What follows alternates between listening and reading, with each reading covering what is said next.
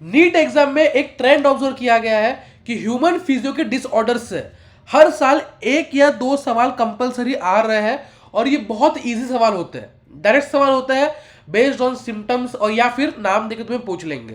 तो इन सारे डिसीजेस को अपन आज खत्म कर रहे होंगे 15 मिनट के अंदर अंदर।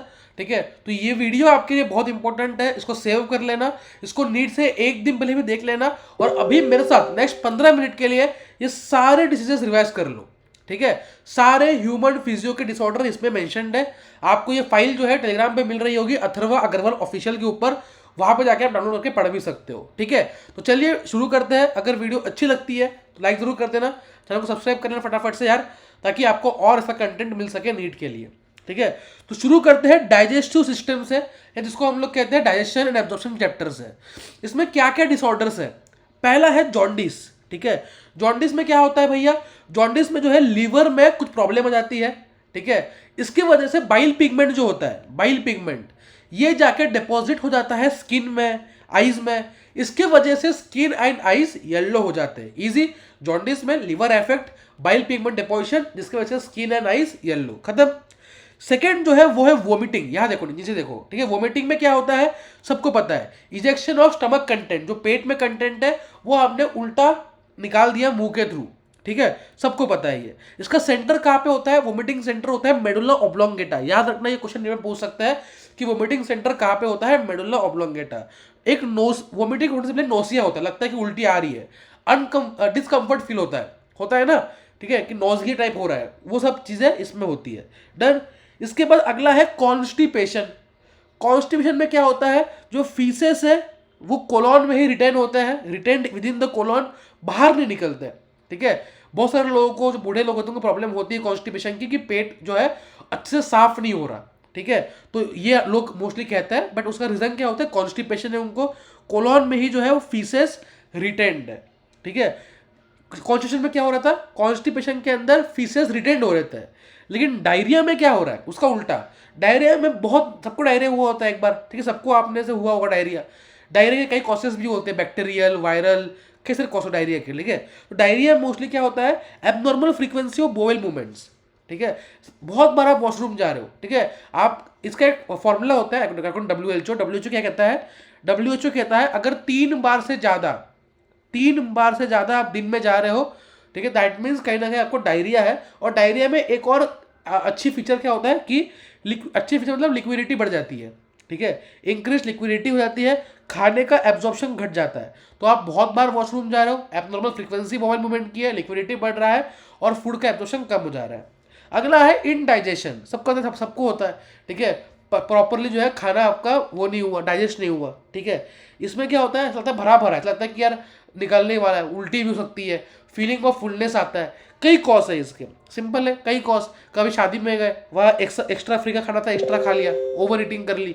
ठीक है, प्रॉपर एंजाइम प्रॉपरली काम नहीं किए, बॉडी में प्रॉपर एंजाइम काम नहीं कर डाइजेशन के लिए, या फिर स्पाइसी फूड खा लिया, दिक्कत हो गई। ठीक है, तो डाइजेशन में क्या क्या पढ़ा अपन ने? जॉन्डिस पढ़ा, जिसमें लीवर इफेक्ट होता है, स्किन एंड आईज में डिपोजिशन हो जाता है। सेकेंड पढ़ा वोमिटिंग, सबको पता है मेडुला में सेंटर होता है इसका। कॉन्स्टिपेशन क्या होता है? फीसेस कोलोन के अंदर रिटर्न हो जाता है। डायरिया में क्या होता है? Abnormal frequency of bowel movement होता है, लिक्विडिटी बढ़ जाती है, खाने का एब्जॉर्प्शन जो है वो घट जाता है। इनडाइजेशन, खाना प्रॉपर डाइजेस्ट नहीं होता, फीलिंग ऑफ फुलनेस होती है, स्पाइसी फूड खा लिया या ओवर ईटिंग कर ली, इसके वजह से ये होता है। डन। आगे बढ़ेंगे ब्रीदिंग एक्सरसाइज कैसे, जिससे मैक्सिमम क्वेश्चन रिपीट हुआ है, इससे मैक्सिमम सवाल जो है वो रिपीट हुआ है। पहला अस्थमा। अस्थमा क्या होता है? Inflammation of bronchi and bronchiole. जो हमारे रेस्पिरेटरी सिस्टम के अंदर ब्रोंकाई होता है, ब्रोंक्यूल होता है, उनका होता है इन्फ्लेमेशन।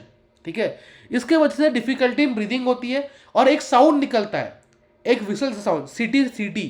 जब कोई जो अस्थमा वाला पेशेंट होता है, अस्थमा वाला पेशेंट जब वो सांस लेता है तब एक सीटी जैसी आवाज आती है, उसको कहते हैं वीजिंग। ठीक है, तो wheezing sound, difficulty in breathing, inflammation of bronchi bronchiole, asthma खत्म। एम्फाइजीमा सबको पता है कि ये होता है सिगरेट स्मोकिंग की वजह से।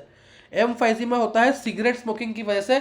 इसमें जो आपकी एल्वियोलाई होती है, उसकी वॉल जो है वो डैमेज हो जाती है। राइट। इसके बाद क्या होता है इसके अंदर? सरफेस एरिया, क्योंकि वॉल डैमेज हो गई, सरफेस एरिया डिक्रीज हो गया, और ये क्रोनिक डिसऑर्डर है। ठीक है, जो 4 पॉइंट है, alveoli wall damage, surface area decrease, chronic disorder है और सिगरेट स्मोकिंग की वजह से होता है। थर्ड क्लास है ऑक्यूपेशनल। ऑक्यूपेशनल क्या होता है? मान लो बहुत सारे वर्कर एक इंडस्ट्री में काम करते हैं, उस इंडस्ट्री में पत्थर तोड़ते हैं, ये डस्ट है, सीमेंट इंडस्ट्री है, स्टोन इंडस्ट्री है। तो ऐसे इंडस्ट्री में जब बहुत डस्ट होता है, धूल होती है फैक्ट्रीज के अंदर, वहाँ पे लोगों को लंग्स में दिक्कत होती है, ठीक है।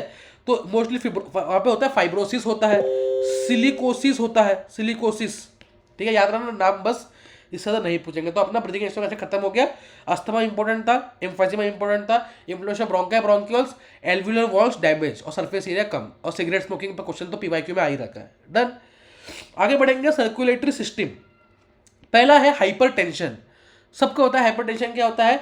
एक नॉर्मल बीपी जो होता है, ब्लड प्रेशर, जब एक लेवल से बीपी बढ़ जाए उसको कहते हैं हाइपरटेंशन, ठीक है। नॉर्मल बीपी क्या होता है? नॉर्मल बीपी होता है 120 टू 80 mmHg, ठीक है।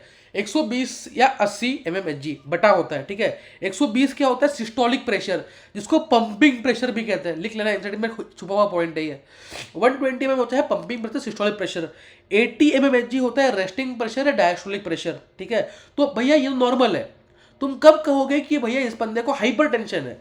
कब कहेंगे? जब उसका बीपी जो है वो 140 में 90 mmHg को क्रॉस कर जाए, जब उसका सिस्टोलिक 140 क्रॉस कर जाए या उसका डायस्टोलिक 90 क्रॉस कर जाए, ठीक है, तब कहते हैं, ठीक है। और जब बहुत हाई बीपी हो जाता है, लाइक 180/110, जब बहुत हाई बीपी हो जाता है, तब तुम्हारे vital organs like heart, brain, kidney, इनको वो अफेक्ट करता है, उनको डिस्ट्रॉय करता है, और मतलब कंडीशन खतरनाक हो गई, क्रिटिकल हो गई, ठीक है।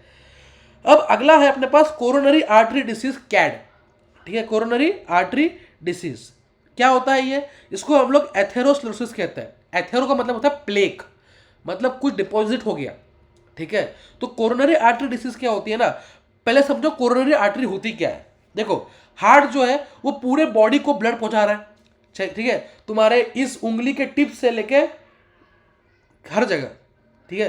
कौन पहुंचा रहा है? तुम्हारी हार्ट, ठीक है। लेकिन भाई मुझे बताओ, हार्ट भी तो एक मस्कुलर स्ट्रक्चर है, हार्ट भी तो एक ऑर्गन है, तो हार्ट को भी तुम्हारे चाहिए होगी क्या? Oxygen, blood. ऑक्सीजन कौन लाएगा? ब्लड लाएगा। तो क्या हार्ट को भी ब्लड सप्लाई चाहिए होता है? चाहिए होता है। तो ऐसी ब्लड वेसल, ऐसी ब्लड वेसल्स जो हार्ट को सप्लाई करे, ऐसी ब्लड वेसल भैया जो हार्ट को सप्लाई करे, उनको कहते हैं कोरोनरी आर्टरीज। मान लो ये मेरा हार्ट है, ऐसी एक वेसल निकली है जो हार्ट को सप्लाई कर रही है। एक राइट कोरोनरी आर्टरी होती है, एक लेफ्ट कोरोनरी आर्टरी होती है, उसके ब्रांचेस होते हैं, ये आप पढ़ोगे एमबीबीएस के अंदर। अभी क्या समझा अपन ने कि कोरोनरी आर्टरी क्या होती है? जो हार्ट को सप्लाई करती है। अगर उस आर्टरी में ब्लॉकेज हो जाए, बाय कोरोनरी आर्टरी का ब्लॉकेज हो जाए भैया, किससे? फैट डिपॉजिट हो गया। मोटे लोगों में ज़्यादा होता है कि मोटे लोग जो होते हैं उनमें फैट ज़्यादा होता है, तो फैट वहाँ डिपॉजिट हो जाता है, ठीक है, जिसको हम लोग कहते हैं हार्ट ब्लॉक हो गया। कैल्शियम, ठीक है, कोलेस्ट्रॉल का डिपॉजिट हो गया, या कोई फाइब्रस टिश्यू डिपॉजिट हो गया। अगर डिपॉजिट हो गया मतलब उसका जो कोरोनरी आर्टरी ब्लॉक हो गई और बंदे को हो गया कोरोनरी आर्टरी डिसीज। अब कोरोनरी आर्टरी डिसीज की वजह से उसको हार्ट अटैक आ सकता है, उसको कार्डियक अरेस्ट हो सकता है, कई चीज़ें हो सकती है, ठीक है। पढ़ाऊंगा कैसे आगे, देख लो, ठीक है। अब एंजाइना पेक्टोरिस क्या होता है? एंजाइना पेक्टोरिस में क्या होता है? एक्यूट चेस्ट पेन होता है और एक्सर्शन, ठीक है। इसमें भी बॉडी की ऑक्सीजन डिमांड जो है प्रॉपरली फुलफिल नहीं हो रही होती है। मोस्टली ये मिडिल एज और एल्डर में होता है मोस्टली, और ये एक्सर्शन पे बढ़ता है। मतलब क्या? मान लो आपने 5 फ्लोर चढ़ लिए, ठीक है, पैदल चढ़ लिए, उसके बाद पेन होगा हार्ट में, ठीक है, क्योंकि प्रॉपर ऑक्सीजन पहुंचा नहीं। तो एक्सर्शन के ऊपर पेन होता है, जैसे ही आप आराम करोगे, लेटोगे, पेन कम हो जाएगा, ठीक है।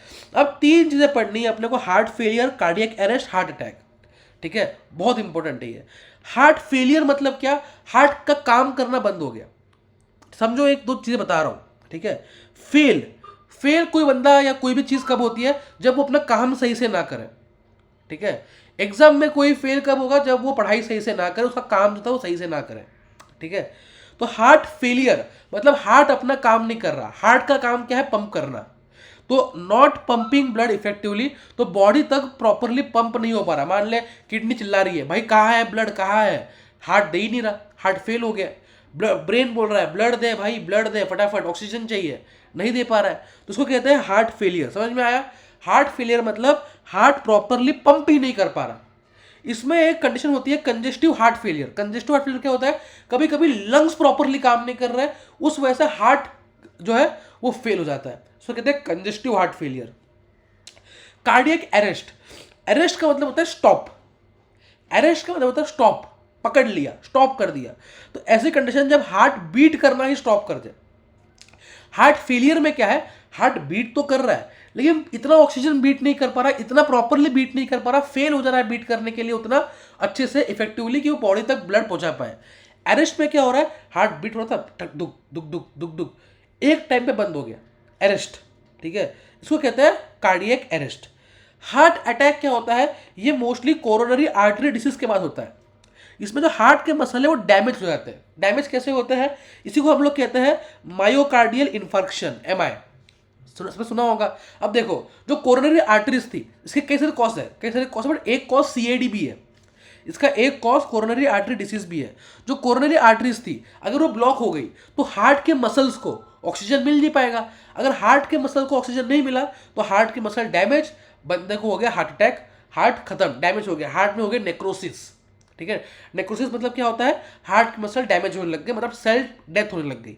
ठीक है, अब एक्सक्रीटरी सिस्टम पे आता है। पहला है इसमें यूरेमिया। यूरेमिया मतलब होता है यूरिया इन ब्लड।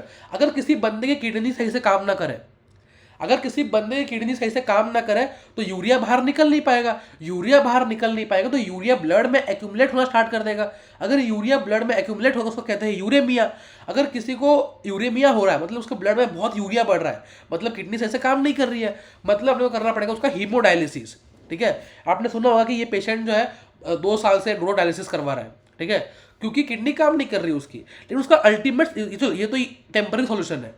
डायलिसिस करवा रहे हो, ठीक है, प्योर ब्लड डाल रहे हो और यूरिया निकाल रहे हो, देन मशीन, ठीक है, मशीन होती है डायलिसिस मशीन, उससे तुम ये कर रहे हो। लेकिन इसका अल्टीमेट ट्रीटमेंट क्या है, रीनल ट्रांसप्लांट कर दो, किडनी को ही ट्रांसप्लांटेशन में डाल दो। ये किडनी निकालो, किसी और से 2 किडनी लो, 1 किडनी लो, डाल दो।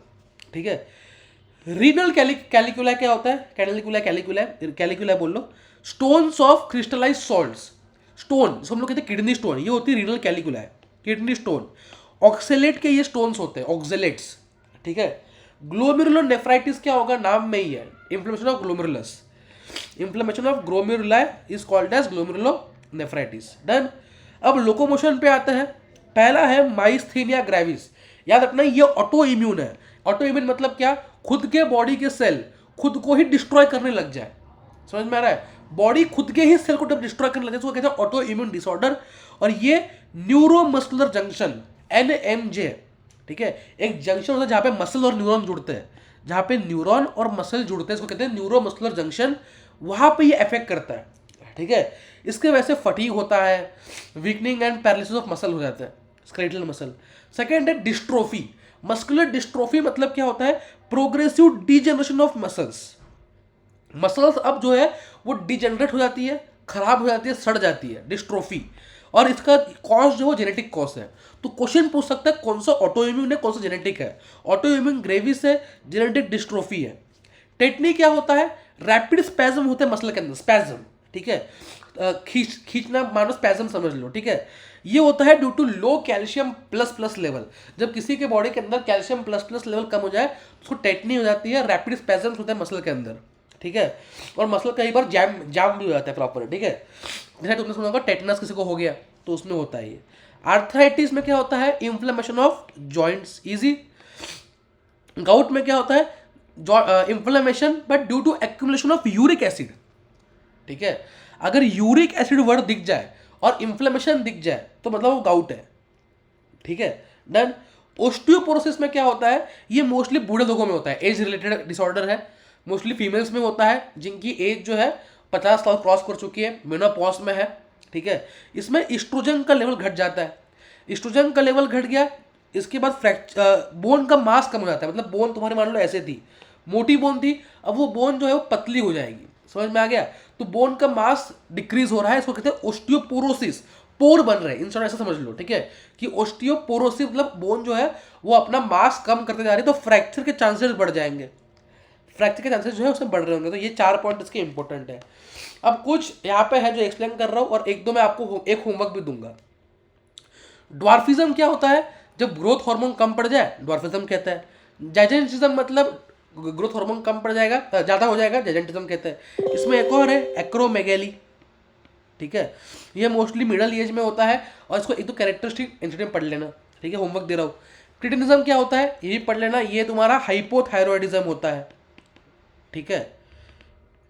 ग्रेव डिसीज एक लाइन पता होनी चाहिए कि हाइपोथायरॉयडिज्म होता है। इसको एक्सोथैलेमिक गॉइटर भी कहता है, नहीं इसको कहता है क्या होता है गॉइटर, डिफरेंस बता फटाफट से, ठीक है।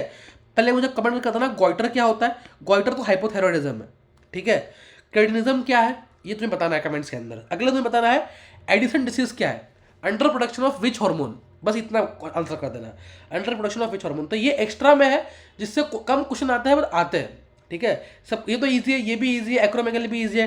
क्रिटिनिज्म हाइपोथायरॉयडिज्म है, मछली बच्चों प्रेगनेंसी के वक्त जब जो मदर है कमी होता है हार्मोन की, थायराइड हार्मोन की, तो खुद के वैसे होता है तो हाइपोथायरॉयडिज्म है। ग्रेव डिसीज हाइपरथायरॉयडिज्म है, ठीक है। और एडिसन डिसीज जो है ये under production of adrenal hormone है। कौन सा हार्मोन बताना, एड्रिनल हार्मोन्स, ठीक है, एड्रिनल कॉर्टेक्स हार्मोन्स, ठीक है। इतना ही है। अब जो आपके जेनेटिक्स के है वो भी मैं कवर कर रहा हूँ, जिससे एक सवाल पक्का आता है जेनेटिक्स में से, जैसे 4 नंबर आपको मिल रहे होंगे, ठीक है। अगर वीडियो अच्छी लगे लाइक कर देना। कैसा लगा ये फास्ट रिवीजन पूरा, ये आपको मैं नोट्स प्रोवाइड करवा दूंगा ताकि आप फास्ट रिवाइज कर पाओ। All the best, bye bye, like कर दो वीडियो को, चैनल को सब्सक्राइब कर देना। चलो मिलते हैं नेक्स्ट वीडियो के अंदर।